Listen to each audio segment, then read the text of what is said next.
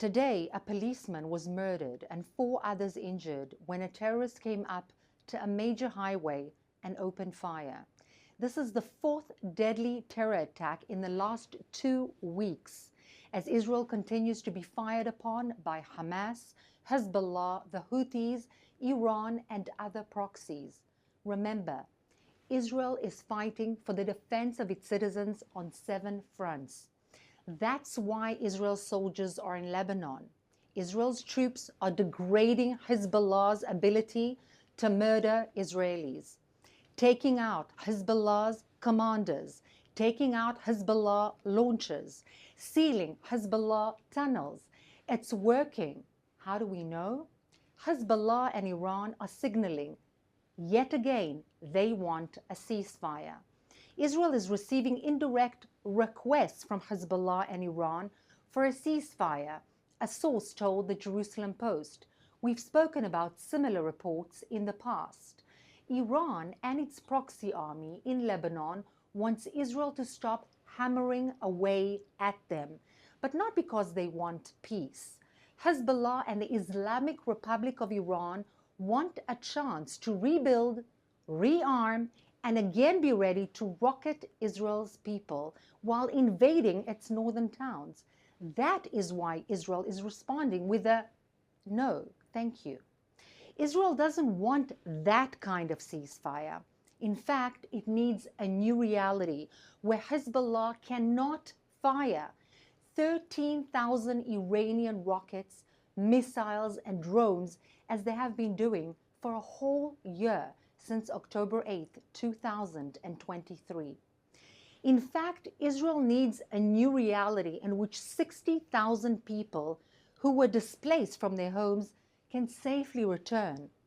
It's not just Hezbollah and the Islamic Republic of Iran talking about a ceasefire.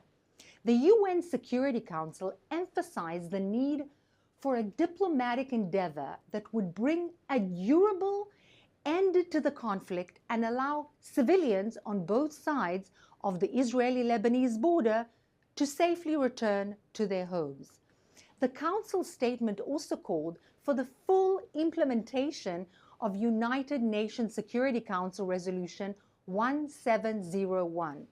I'm just reminding everyone, 1701 has not been implemented for the last 18 years. Instead, Hezbollah continued to fortify southern Lebanon right under UNIFIL's noses and continued to rain hellfire on Israeli civilians. 1701 and UNIFIL have failed. The UN Security Council is responsible for that particular abject failure. Calling for more of the same will simply lead to more Hezbollah wars and to the destabilization of Lebanon itself, which Hezbollah is supposedly protecting. Indeed, whatever comes next must address the shortfalls of 1701 and UNIFIL and create a reality where Hezbollah is not armed and not on Israel's border. As we mentioned yesterday, UNIFIL, the UN peacekeepers in southern Lebanon, say they are at risk. Israel continues to tell UNIFIL, leave, get out of harm's way. In fact, Israel has officially stated last night again that Hezbollah uses UNIFIL facilities and positions as cover while it attacks Israeli cities and communities. These attacks have claimed the lives of many Israelis, including yesterday. UNIFIL troops that refuse to leave the area are endangering themselves and enabling Hezbollah to use them for cover.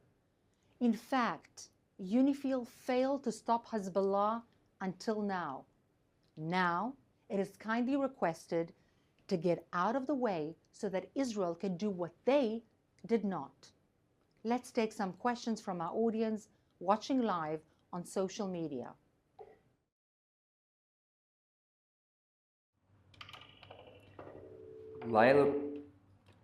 Lila Russell asks, what's holding the Lebanese army up from standing against Hezbollah? Laila, that's a brilliant question. In fact, this is an amazing opportunity for Lebanon and the Lebanese people in all of the complexity and the different groups within Lebanon to regain their independence, to regain their sovereignty, for the Lebanese army to take control. Israel doesn't want Lebanon. It doesn't want to occupy Lebanon. It just wants peace and not having a terrorist organization shoot at our civilians. And therefore, this is an excellent opportunity for the Lebanese army and the Lebanese people in general to have capacity building in their own government and to take control. At the moment, they're still not doing it, and they're probably still afraid of the resurrection of the Hezbollah, which has taken Lebanon hostage.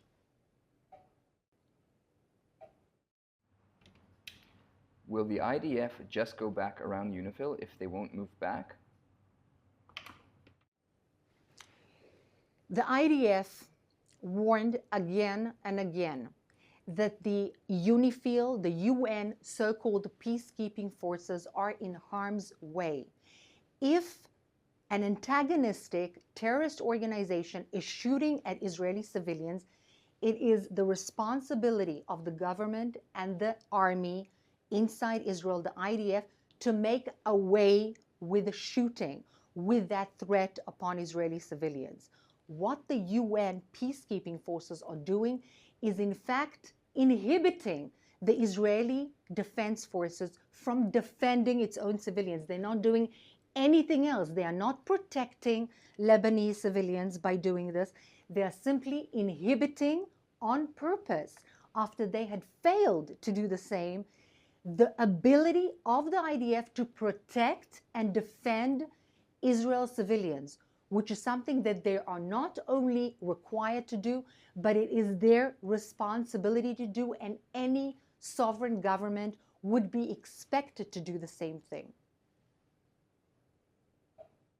NY Cleese asks, why should Israel heed pressure to uphold international law when fighting against terrorist organizations which have no regard for law at all?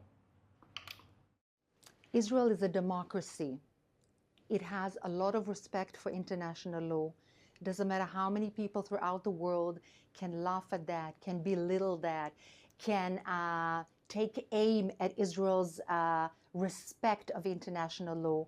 But urban warfare experts, non-Jewish, not Israeli, not paid by any Jewish or Israeli entity, are saying again and again from different organizations all throughout the world that Israel is working according to international law. And one of the things to actually prove that is the fact that different bodies throughout the world, law enforcing bodies like the ICJ and so on, have not come up with convincing evidence that Israel is doing something against international law. Does Israel want to be like designated terrorist organizations? Of course not. It's not our standard. It's not the way we do things. We are humanitarian. We have ethics, and we will continue to have that, as Jewish people had that for thousands of years. Thank you, Ruth. For our last question, Adam D. Zucker asks, while the situation in Lebanon is critical, can you give an update on attempts to bring the hostages home? Right now, the head of the Mossad is visiting Cairo and holding yet again talks of a possible kind of a solution and a deal regarding the hostages. I cannot say much more about this at the moment. And the less he said, actually, the better for the hostages. I do want to say, however, that the hostages, unfortunately, they are the security belt right now for Sinwar. And Sinwar, in a complete disregard for international law, is keeping illegally civilians, Israeli civilians, against every kind of ethic around him as a security belt. He has no hope for resurrection without them. And this is what is making the deal so very difficult. But yes, there are continued talks, and there is a continued responsibility on the part of the Israeli government to do everything that it can to bring our people back home. Thank you so much for being with us today.